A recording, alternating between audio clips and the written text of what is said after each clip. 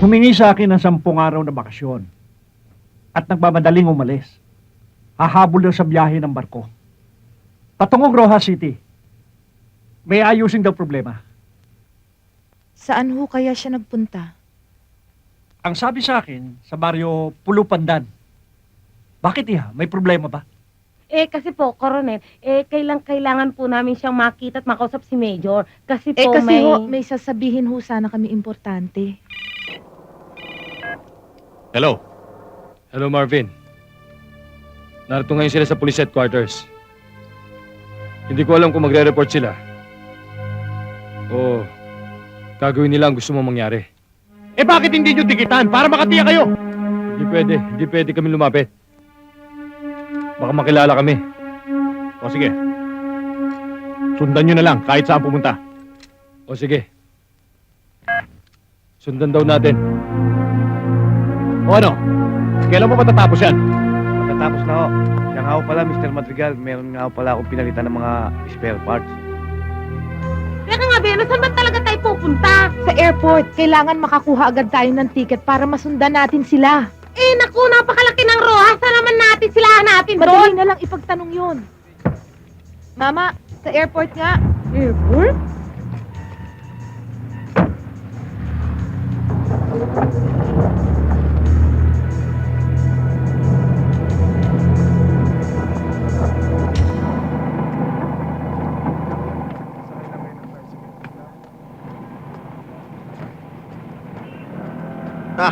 Excuse me. Do you know the birthplace of Lusing? Naman nga, in-English ka na in-English. Palak-palak ka gani. Puya ka sa isang negro na pinabayaan sa Subic. Sir, anak ng tinapaw. Huwag mo akong bisayain. Manila boy to. Hindi ka naman mukhang Amerikano eh. Pa-English-English ka pa. Pasensya ka na, pare. Tinatanong lang namin kung alam mo yung bahay ni Aling Lusing. Sa tunay na pangalan, Lucina Morales. Si Luseg! Yung bang apo ni Kahuan Tamban na nasira, yung napatay, na anak ni Kakarda, na medyo may kabingihan. May kapatid naman siya, si Generoso, na dating gerilya pero hindi naman nakapatay ng Hapon. Hindi nakapatay ng Hapon. Ngayon, may pamangkin siya si Kulas na byudo naman ni Lourdes. Sandali! Pwede ba?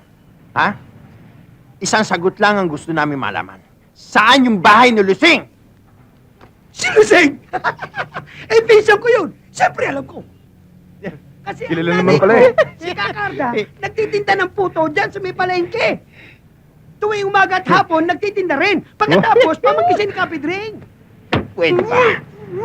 Hihatid mo na lang kami. Ha? Hihatid mo na lang kami, ha? Ha? Maraming dada! Ha?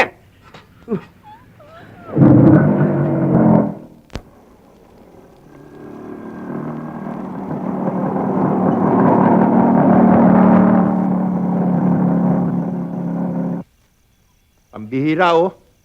Ang sabi mo, lapit-lapit lang. 3 bundok yung inikutan natin. 3 bundok lang? Nagre-reklamo na kayo? Maswerte nga kayo, may tricycle na. Dati-dati, pinabibili lang kami ng suka, nilalakad lang namin hanggang Kabayanan. Sing! May bisita ka galing sa Maynila.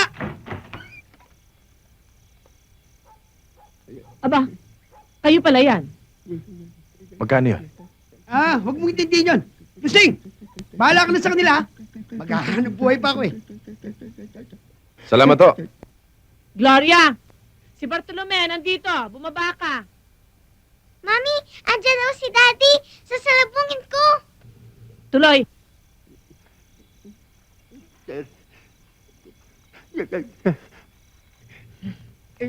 Lusing, how is life without me? Don't touch me. Lusing!